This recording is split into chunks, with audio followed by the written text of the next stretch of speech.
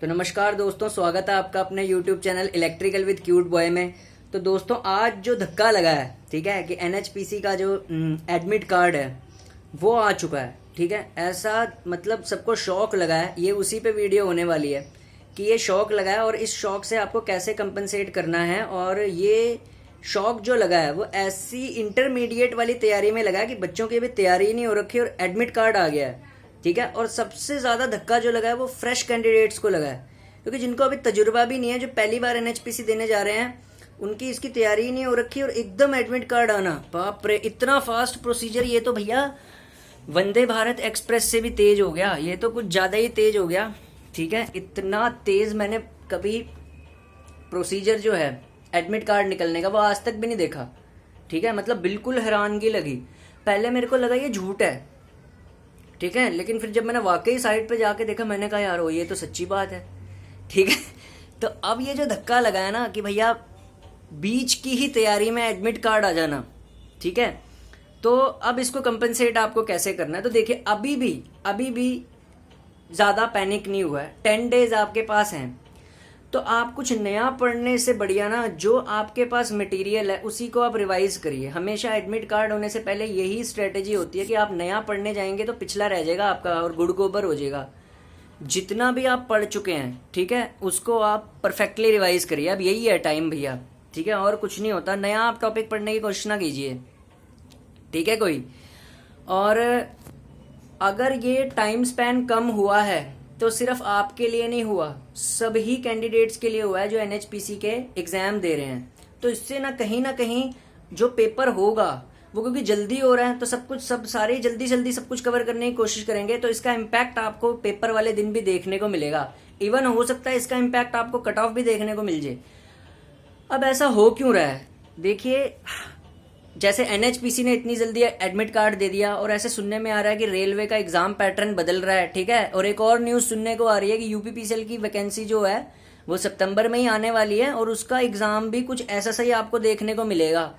ठीक है, क्योंकि उन्होंने भी ज्वाइनिंग करानी है। ठीक है, तो जैसे NHPC का ऐसे निकल गया ना कि फार्म भरने के 1-2 दिन बाद ही एडमिट कार्ड निकल गया, 3-4 दिन बाद ही। ठीक है, UPPCL वाले तो और झटका देते हैं, वो कहीं जिस दिन लास्ट डेट होए उसी दिन एडमिट कार्ड ना निकाल दें। तो अब यहाँ से क्या सीख मिलती है कि भैया आपने ना कभी भी, ऐसा आने वाले एग्जाम्स में भी हो सकता है कि आपने कभी भी इस सहारे पे नहीं रहना कि भैया कौन सा एग्जाम कब होएगा, यानी कि प्रीवियस ईयर के सहारे पे नहीं रहना। जैसे सब, मैंने भी एक्चुअली ये वीडियो पहले डाली थी कि NHPC का एग्जाम कब होगा, क्योंकि मुझे भी नहीं पता था। मैंने तो वो आइडिया लगा के डाली थी, जैसे पिछली बार एग्जाम हुआ था, कि ये जो एग्जाम लेता है ये 1 से 1.5 महीना लगाता है या 2 महीना लगाता है एडमिट कार्ड लाने में।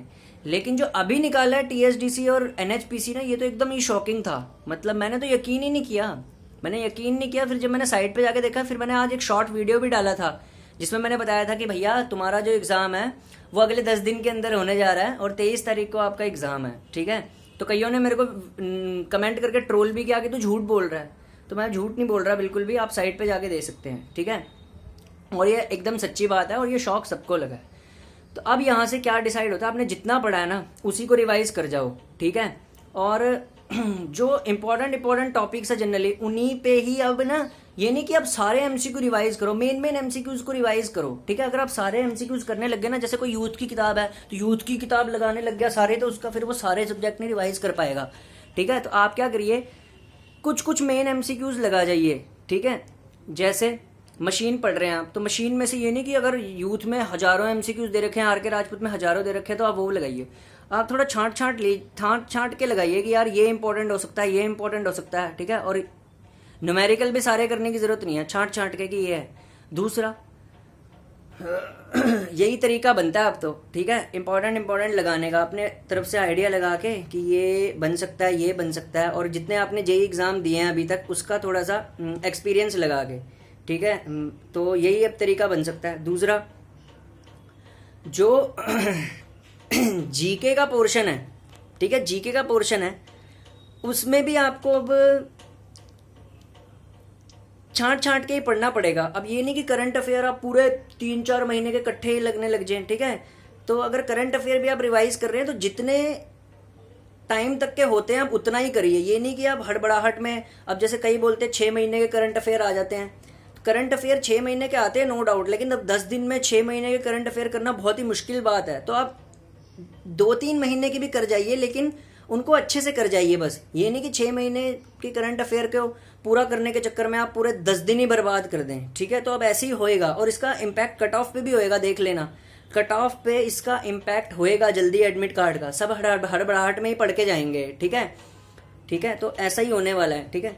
तो अब यही स्ट्रेटेजी है, अगर जीके भी आप पढ़ रहे हैं, क्योंकि बीच की तैयारी में अगर कभी ऐसा ना आज तक किसी ने सिचुएशन फेस करी नहीं है, कभी भी ऐसा नहीं हुआ। रिकॉर्ड उठा के देख लो किसी भी जेईई एग्जाम में, सबसे सरप्राइजिंग है ये, ठीक है। और ये इसने ये इंडिकेशन दिया कि आने वाले एग्जाम्स में भी ऐसा हो सकता है। अब ऐसा हो क्यों रहा है दोस्तों? हर डिपार्टमेंट ना, क्योंकि इलेक्शन का टाइम है, हर डिपार्टमेंट जल्दी जल्दी करना चाहता है फॉर्म के बाद सब कुछ, ठीक है। अब आरआरबी जेईई ने एग्जाम पैटर्न क्यों चेंज किया, वो भी इसी फिराक में है कि जल्दी से नोटिफिकेशन निकाल के और आरआरबी का जेईई का एग्जाम ना, मैं बताता हूँ, आरआरबी का आपका नोटिफिकेशन निकल जाएगा सितंबर लास्ट तक और अक्टूबर फर्स्ट वीक तक, और इसका नवंबर लास्ट वीक तक आपको एग्जाम भी देखने को मिल जाएगा, ठीक है। तो ऐसे फास्ट प्रोसीजर हो रहे हैं, और आरआरबी भी शायद टीसीएस को ही टेंडर देने वाली है, और टीसीएस एक ऐसी ऑर्गेनाइजेशन है जो फास्ट से फास्ट और लेट से लेट एग्जाम कराना जानती है, ठीक है।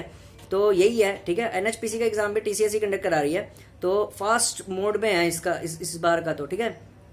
तो अब जैसे बीच की तैयारी में एडमिट कार्ड निकल गया आपका, ठीक है, तो मेरे लिए कुछ इसके लिए एक ही बच्चे का नहीं 3-4 बच्चों के कमेंट आए हैं कि अब कैसे तैयारी करें, तो झोल हो गया, ठीक है, सचमुच में झोल हुआ है, ठीक है। तो वही तरीका है कि आप इंपॉर्टेंट एमसीक्यूज पढ़ के जाइए बस आप, ठीक है, ठीक है। बाकी जो होगा पेपर के दिन वो देखा जाएगा, ठीक है। ये सबके ही साथ है, ठीक है, मेरे अकेले के साथ नहीं है, आपके अकेले के साथ नहीं है। इंपॉर्टेंट एमसीक्यू पढ़िए। करंट अफेयर में 2-3 महीने के आप पढ़ के चले जाइए, लेकिन अच्छे से पढ़ के चले जाइए, ठीक है।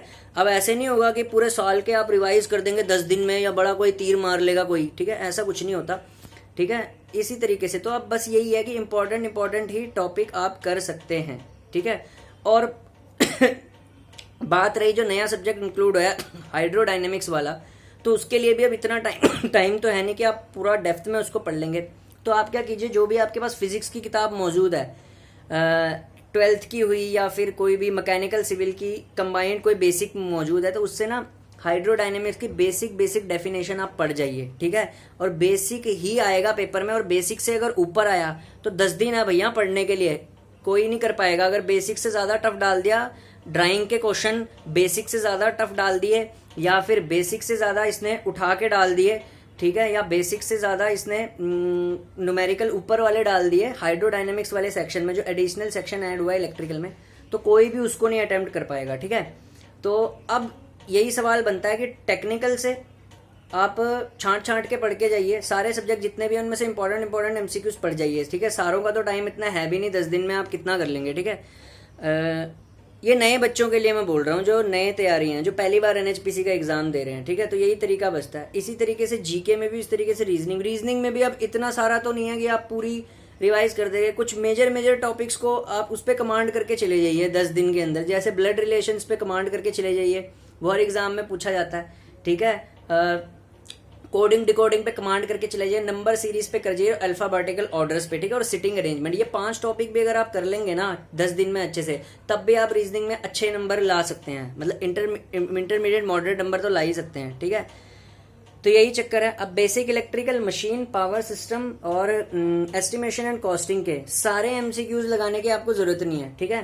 बेसिक कुछ छांट के इंपॉर्टेंट एमसीक्यूज ही लगाइए, फिर आप 10 दिन में अच्छी तरह सिलेबस को कवर कर सकते हैं, ठीक है। अगर आप सारा पढ़ने लग गए या फिर कोई नया टॉपिक पढ़ने लग गए, तो फिर वो भाई एडमिट कार्ड के टाइम पे खलबली ही मस्ती है, कुछ भी नहीं होने वाला, ठीक है। अभी तो दिमाग भी मेरा भी खराब था, असमंजस में पड़े हुए सारे कि अब क्या करें यार, अब कौन सा सब्जेक्ट उठाऊं, ये उठाऊं। इन्होंने टाइम ही नहीं दिया, इन्होंने एकदम ही एडमिट कार्ड निकाल दिया। मैं तो सितंबर फर्स्ट या सेकंड वीक की सोचा, मैंने कहा जुलाई पड़ा है, अगस्त पड़ा है, आराम से, ठीक है।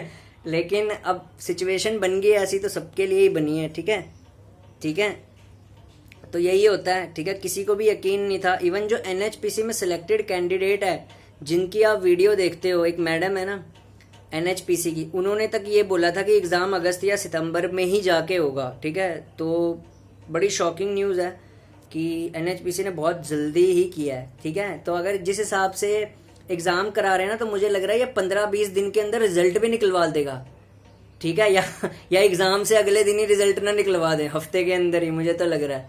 ठीक है, तो यही है। तो ये मुझे लग रहा है 15-20 दिन के अंदर रिजल्ट भी निकलवा देंगे ये। ठीक है, उसी दिन भी निकाल सकते हैं, ऐसा कुछ नहीं। IOCL उसी दिन निकाल देता है अपनी रिफाइनरी का रिजल्ट। ठीक है, हो सकता है ये एग्ज़ाम के दिन ही निकाल दें, उससे अगले दिन निकाल दें, 15-20 दिन निकाल दें। तो अब यही तरीका बचता है कि आप इंपॉर्टेंट टॉप MCQs करके चले जाइए। ठीक है, तो goodbye and good luck. ठीक है, तो सबके साथ ही ऐसी सिचुएशन हुई है। Thank you.